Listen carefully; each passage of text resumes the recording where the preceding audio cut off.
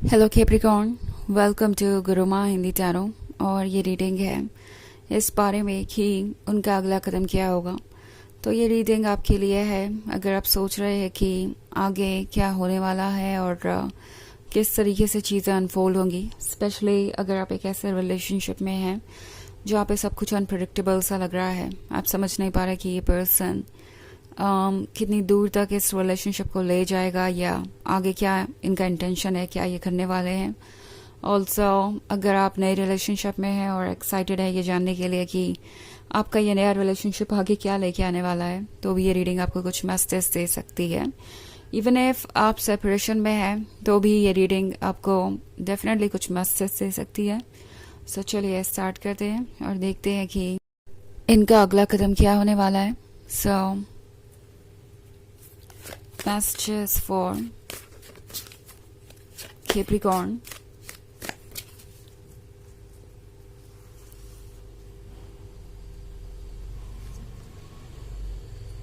Seven of Wands, Three of Pentacles, Knight of Wands, the Standing Stone, and Eight of Wands.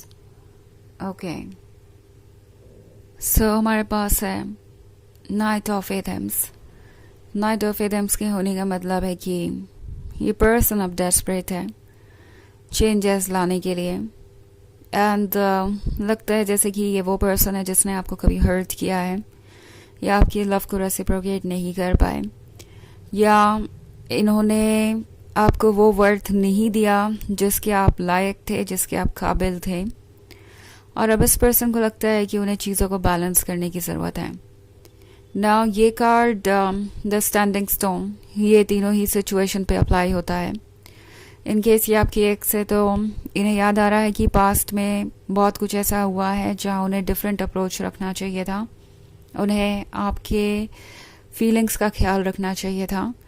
अगर ये कोई current person है तो current relationship में है आप, तो ये इनके रियलाइजेशन के बारे में बताता है कि इन्होंने किस तरीके से आपको इग्नोर ही किया है, आपके लव को उस तरीके से रेसिप्रोकेट नहीं कर पाए जैसे कि करना चाहिए था। और अगर ये एक ऐसा रिलेशनशिप है जहाँ पे अभी कुछ भी क्लियर नहीं है, इस पर्सन का आप पे क्रश है, मे बी आपके अच्छे फ्रेंड हो सकते हैं, तो ये पर्सन ये सोच रहा है जैसे कि उन्होंने आपके साथ जस्टिस नहीं किया, उन्हें अपनी फीलिंग्स को और ज़्यादा खुल के जाहिर करना चाहिए था, उन्हें आपको स्पेशल फील कराना चाहिए था, तो फिर ये रिलेशनशिप काफ़ी आगे तक बढ़ चुका होता। उन्हें लग रहा है कि उन्होंने काफ़ी टाइम वेस्ट किया है और अब ये और टाइम वेस्ट नहीं करना चाहते। वैसे इनके टाइम वेस्ट करने के पीछे सिर्फ ये अकेले ही नहीं है, क्योंकि एट ऑफ एडम्स के साथ लगता है ये पर्सन कहीं खो गया था।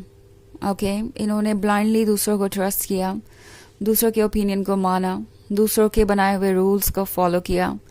अब ये हो सकता है कि ये इनके फ्रेंड्स हो या फैमिली मेम्बर्स हो जो इन्हें बता रहे थे कि उन्हें किसी को इतना इम्पोर्टेंस नहीं देना चाहिए, अदरवाइज उनका इम्पोर्टेंस कम हो जाएगा, उन्हें टेकन फॉर ग्रांटेड लिया जाएगा।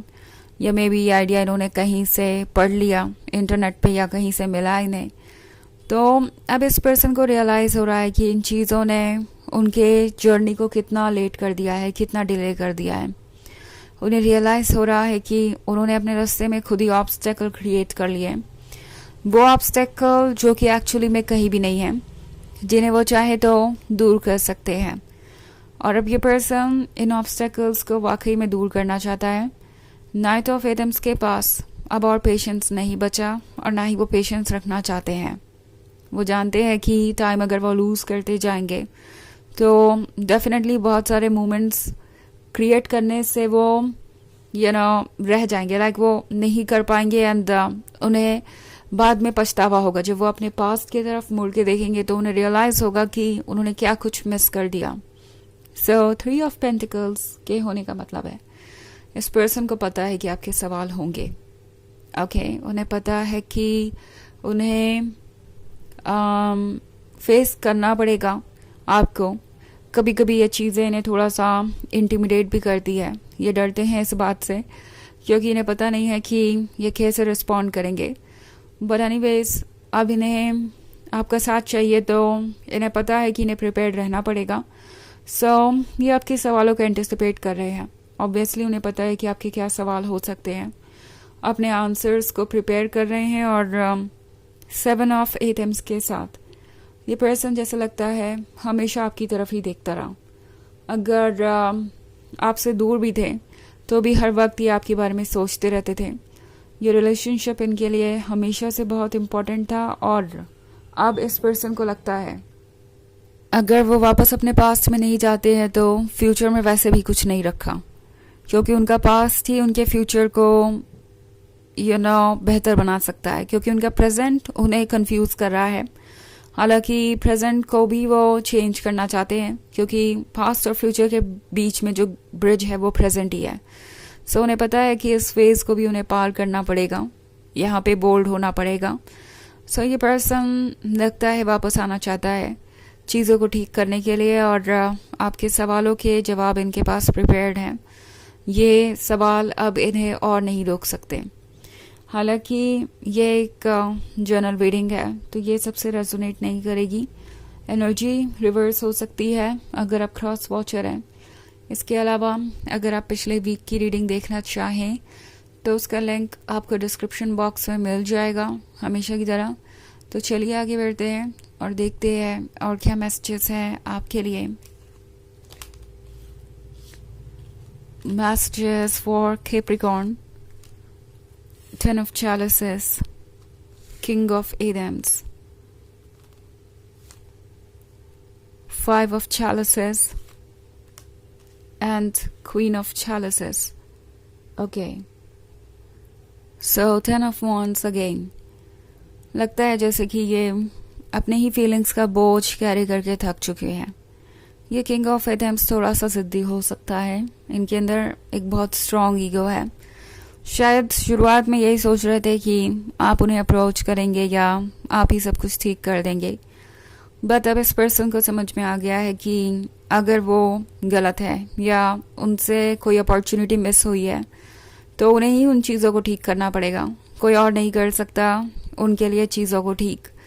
10 ऑफ चैलिसेस के साथ इनके ड्रीम्स देखिए ज़रा आप। ये पर्सन आपको अपने क्लोज चाहता है, होल्ड करना चाहता है, रोमांस के बारे में सोच रहे हैं, फैंटेसाइज कर रहे हैं। इन्हें लगता है कि आप दोनों साथ हो तो दुनिया कितनी ब्यूटीफुल होगी, सब कुछ कितना परफेक्ट होगा। ये पर्सन क्वीन ऑफ चैलिसेस से दूर नहीं रह सकता। उन्हें पता है कि आप ये सोर्स हैं एंडलेस लव का, और इसको लूज़ करना मतलब अपने मन की शांति को लूज़ करना है। 5 ऑफ चैलिसेस के साथ ये पर्सन आगे बढ़ने के बारे में सोच रहा है। कुछ चीज़ों का रिग्रेट है, बट ये रिग्रेट उन्हें रोकेगा नहीं अपने ड्रीम्स को फॉलो करने से, क्योंकि उन्हें अभी भी उम्मीद है कि कुछ बदल सकता है।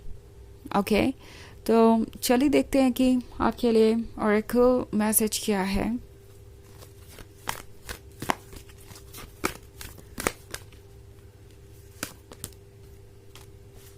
Commander Aster, call to action, take charge, lead by example, walk your talk. तो ये कार्ड आपसे कह रहा है कि आपको कुछ और करने की ज़रूरत ही नहीं है। आप वैसे भी कॉन्फिडेंस से भरे हुए हैं। अगर आप अपने आप को मौका दे तो आप वो बन सकते हैं जो हर चीज़ मैनिफेस्ट कर सकता है। इस वक्त टैरो आपसे कह रहा है कि आपको सिर्फ इस बात पे फोकस करना चाहिए कि आप बने रहें। यही आपका चार्म है, यही आपकी ब्यूटी है। आप ये क्वीन ऑफ चैलिसेस हैं, और यहाँ चार्ज लेने का मतलब है कि अपने ऊपर फोकस कीजिए, अपनी लाइफ का चार्ज अपने हाथ में रखिए। एक एग्जाम्पल सेट कीजिए दूसरों के लिए भी। इस पर्सन के लिए खैर आप एक एग्जाम्पल सेट कर ही रहे हैं कि सेल्फ वर्थ का मतलब क्या होता है और प्रिंसिपल्स का मतलब क्या होता है, और अगर उन्हें आपके जैसा पर्सन चाहिए तो उन्हें एफर्ट करना पड़ेगा। टैरो सिंपली आपसे यही कह रहा है, जो भी आप कह रहे हैं उसे करिए, अपने बातों पर टिके रहिए। आपको सेक्रीफाइसेस या कॉम्प्रोमाइजेस और करने की कोई आवश्यकता नहीं है, किसी को भी अट्रैक्ट करने के लिए या कुछ भी पाने के लिए। तो यह है रीडिंग इस बारे में कि उनका अगला कदम क्या होगा। आई होप आपको अच्छी लगी होगी। Thanks for watching, till next video, bye.